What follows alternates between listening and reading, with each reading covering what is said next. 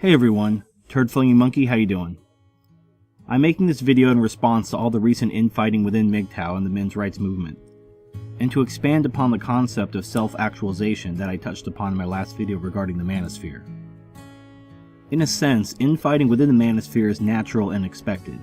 Men are biologically competitive, and even if we do see eye to eye 95% of the time, men will go for blood regarding that remaining 5%. Another factor is that those of us who put ourselves out and become involved, either in the men's rights movement, MGTOW, or whatever, have shown ourselves not to be followers. A man who is naturally a follower will never wake up and take the red pill in the first place. It takes a certain level of independence even to find the manosphere, let alone get involved in it proactively.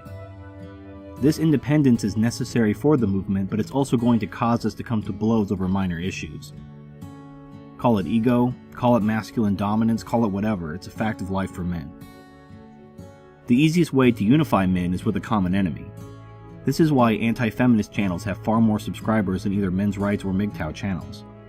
A common enemy allows men to put aside their differences, but once men move past anti-feminism, i.e. attacking a common enemy, and into either men's rights or MGTOW, they lose their focus on a common enemy and begin talking about solutions, and then the infighting begins. You saw this with The Voice for Men trying to say that MGTOW can be married, you saw this with Bernard Chapin and Barbarossa arguing about politics, and you saw this with people like Aaron Clarey, Manhood Academy, Pickup Artists, and Manginas calling MGTOW a bunch of cowardly losers that are just afraid of women, and use MGTOW as a mask to hide their insecurities. Conflict can be healthy for a movement, but it's important to make a distinction between enemies and allies with whom we have a disagreement.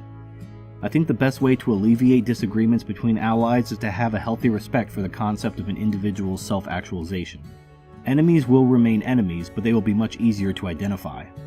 So in my last video, I defined men going their own way as consisting of two characteristics: anti-traditionalism and male self-actualization.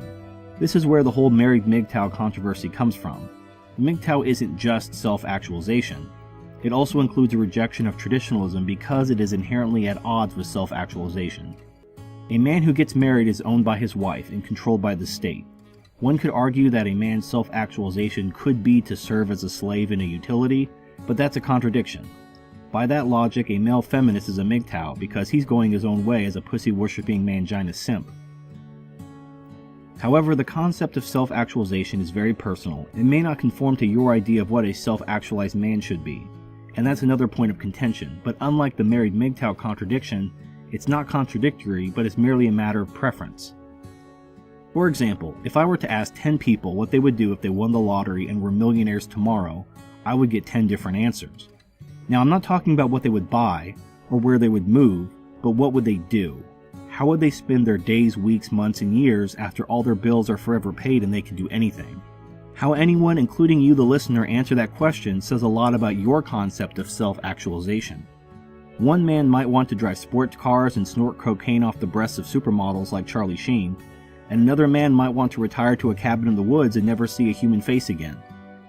One might travel the world, and one might never leave their home. These are extreme examples, but I use them to demonstrate that people value different things based on their personality. Their self-actualization is going to be different from your self-actualization. Here is what I caution. Do not make the mistake of using ranks or labels to judge someone else's self-actualization. Using Sandman's MGTOW level system, the highest form of MGTOW is someone living off the grid. And while that may be appealing to some, I personally don't want to live like the Unabomber. But I won't judge someone who does have that dream of being beneath me. And I won't say that there's anything wrong with them because they have a different concept of self-actualization than I do. Whether you're a bodybuilder like Louis Marco or a guy with a speech impediment like Razorblade Candy, it doesn't matter. Because the path of self-actualization is not a competition with other people, it's a competition with yourself. The only way to come to the conclusion that your path is quote-unquote better than someone else's path is to use societal standards and external validation, which are antithetical to going your own way. By societal standards, a good man is supposed to be a sacrificial utility. Men are often even branded heroic for sacrificing themselves for others, especially women. That's not a standard that men going their own way should be looking towards for inspiration. I was contacted the other day by a gay man interested in MGTOW named Shiratori from the Philippines. It may seem strange for a gay man to be interested in MGTOW, as most gay men in the West associate more with feminism.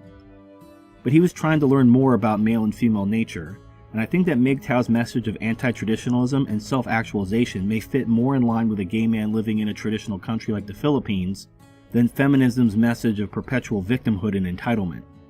Is this man wrong to be interested in MGTOW because of his sexuality?